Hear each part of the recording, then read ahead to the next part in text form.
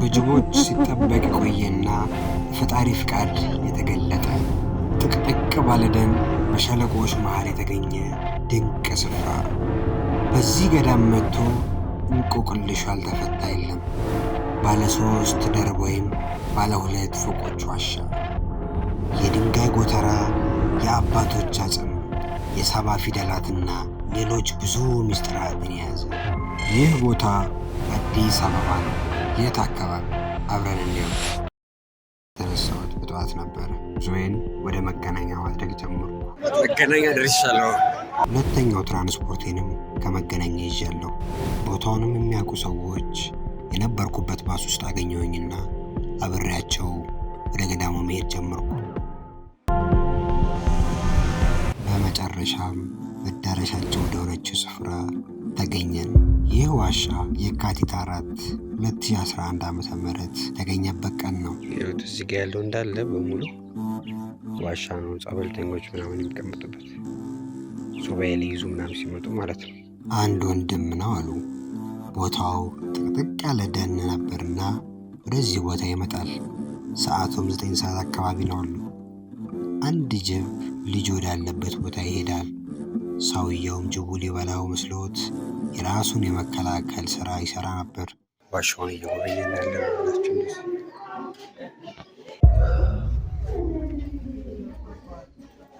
ይሄ እዚህ ጋር የምትመለከቱት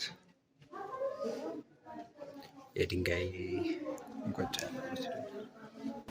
ጅቡ ግን ጥቃት ለማድረስ አልነበረም። ጅቡም እየሮጠ ሲሄድ ሰውየውም መከተል ጀመረ። ጅቡም ወደ አንደኛው ዋሻ ገባ። ከዛም በኋላም ሰውየው ይህን ገዳም ሊያገኘው ችሏል። አሁን ወደ ውስጥ እየገባን ያለው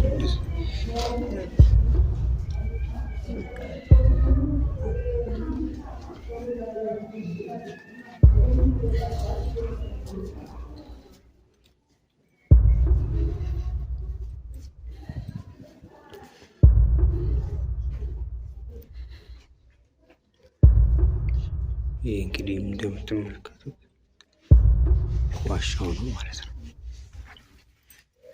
ምናችሁ እዚህ ጋር ዋሻው ይህን ይመስላል።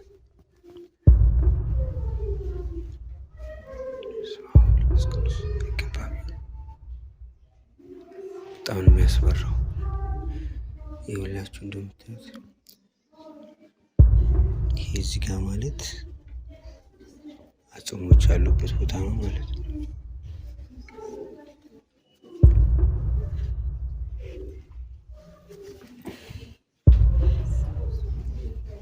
እዚህ ጋር የመድኃኒዓለም ምስል አለ።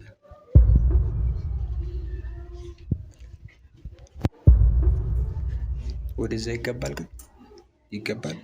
ጥቅምት 21 ቀን 2014 ዓ.ም ደግሞ በቅዱስ ሲኖዶስ መልካም ፍቃድ ብፁዓን አበው ሊቃነ ጳጳሳት በተገኙበት አገልግሎት መስጠት ጀምሯል።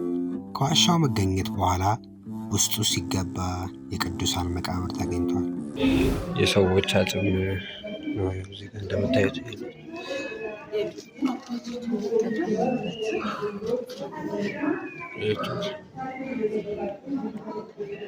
የምዕመናን፣ የካህናት፣ የመነኩሴዎችም እንዲሁም።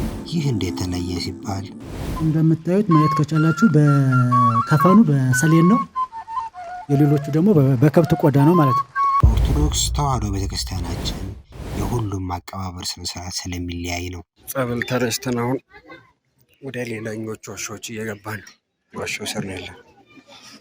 ባለ 2 ፎቅ ዋሻም በውስጡ አለው። እነዚህም ቤተ መቅደስ፣ ማህሌት፣ ቅድስት፣ የተለያዩ አዳራሾች፣ ይህ ማለት 41 የሚሆኑ ሱባኤ መያዣዎች፣ መካነ መቃብሮች፣ 37 የድንጋይ ጎተራዎች፣ ውስጥ ለውስጥ የሚያገናኝ መንገዶች፣ መዳረሻቸው የማይታወቅ የዋሻ ውስጥ መንገዶችና ሌሎችን የሚያዘ ነው። ዋሻው በጣም ብዙ ነው ያላችሁ። እዚህ ጋርም አለ። በዚህ ጀምሮ በቃ እንደዚሁ ወረዳው የተለያዩ ዋሻዎች ናቸው። እስካሁን እዚህኛው ውስጥ እንገባለን። የት ታያቸዋል። እዚህ ጋር ውስጥ ገብተናል።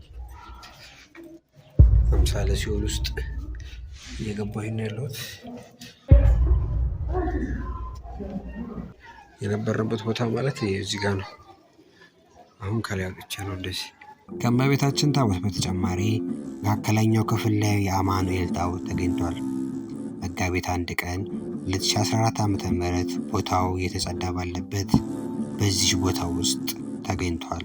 ድርሳነ ሚካኤልም በዚህ በምታዩት ጓን ውስጥ ተገኝቷል። እዛች ስር የምንጠጣው አያችሁት? እዛ ጋር ድንጋይ ያለበት እዚህ ስር ቁጭ ብለን ጸበላችንን እንጠጣለን ማለት ነው። ጸበላችን ሲቀዳ ድረስ ከእሱ ከፍ ሲባል ደግሞ በገመድ የሚወጣው የአቡነ አረጋዊ ደብረ ዳሞ ምሳሌ ነው። ይኸውላችሁ የሚወጣው ራሱ በገመድ ነው። ስትገቡ ይኸውላችሁ በዚህ ጋር በገመዶታችሁ በዚህ ጋር ይገባና እዛ ጋር ሰዎቹ ባሉበት ጋር ይወጣል ማለት ነው። ገመዱ የታሰረበት አለትም አስደናቂ ነው። ይህ የምታዩት ገመድ የታሰረበት አለት ነው። እዚህ ቦታ ካልመጣችሁ ቤት የሚገኘው ቦሌ አራብሳ ነው።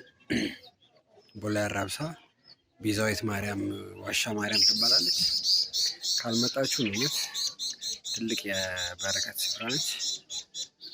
ኑ ቀላል ነው ማለት ከመገናኛ የ20 ብር ታክሲ ነው፣ የ20 ብር ትራንስፖርት ነው። በባስ ከመጣችሁ ኑና የበረከቱ ተካፋይ ሁኑ። የአቡነ አረጋዊ ምንጭ ጸበል የሚገኝበታል። እንግዲህ ገዳሟን እንዳያችኋት ነው ዋሻዋን። እስቲ ምን ተሰማችሁ? ማለት አዲስ አበባ ውስጥ እዚህ አይነት ገዳም ቤተክርስቲያን ማግኘት የሚገርም ነው። ያው ቦሌ አራብሳ አካባቢ ብዙዎቻችሁ ታውቃላችሁ እያስባለሁ። ብዙ አይነት ገዳማቶች አሉ። እቺ እንግዲህ ከአብዛኞቹ አንዷ ነች ማለት ነው። ምን ተሰማችሁ? ኮሜንት ሊጻፉ እና ደግሞ አንድ የበረከት ሰላም ይዤላችሁ መጥቻለሁ። እቺ ገዳም ለ600 ሺህ ብር ተይዛለች በግለሰቦች ማለት ነው። እና ባንክ ገዳም እየወጣባት ነው ቦታውን ሊያጥሩበት። ከታጠረ ቦታው ማለት ደግሞ ሰዎች ወደዚህ ቦታ አይገቡም ማለት ነው። እና የበረከቱ ተካፋይ መሆን የምትፈልጉ ሰዎች አካውንት አስቀምጥላችኋለሁ። በዚህ አካውንት ተቻላችሁትን ከ50 ብር ጀምራችሁ ላኩ። 600 ሺህ ብሯን እግዚአብሔር የፈቀደልን ሰዎች እንክፈል እና ቦታውንም እየመጣችሁ ብትጎበኙት መልካም ነው። አስተዳዳሪውን በግል መናገር እንፈልጋለን የምትሉ ከሆነ ደግሞ የአስተዳዳሪውን ስልክ እዚህ ጋር አስቀምጥላችኋለሁ። በምትመለከቱ ቁጥር ደውላችሁ አዋሯቸው። ቅድም በዕዳ ተይዟል ያልኳችሁ መሬት ይሄ ነው። ይኸውላችሁ እንደዚህ እንደምትመለከቱት ይሄ ሙሉ ማለት ነው። እና አሁን ሊያጥሩት ነው እያሉ ያሉት ሰዎቹ ማለት ነው። ግን ይሄ ቦታ እንደዚህ ታጠረ ማለት የቤተክርስቲያኗ መግቢያ በዚህ ጋር ነው። ይላችሁ ሰዎች የሚወጡበትን አያችሁት? በዚህ ጋር ነው ወደ ገዳሙ ወደ ዋሻ የሚገባው ማለት ነው። ስለዚህ አጠሩት ማለት ወደዚህ ውስጥ መግባት አንችልም ማለት ነው። በዛ በኩል ደግሞ ገደሉ ነው፣ መግቢያ መውረጃም የለም። እዚህ ጋርም ሌላ ቤተክርስቲያን አለ እና ስለዚህ እቺን ዕዳ እግዚአብሔር የፈቀደልን ሰዎች እንክፈል። ዛሬ ቪዲዮአችን ይህንን ይመስል ነበረ። ከቤዛዊት ዋሻ ማርያም ሼር፣ ላይክ፣ ሰብስክራይብ ማድረግ እንዳይረሳ። በቀጣይ ቪዲዮ እስከምንገናኝ ድረስ ሰላም ቆዩልኝ። ቻው።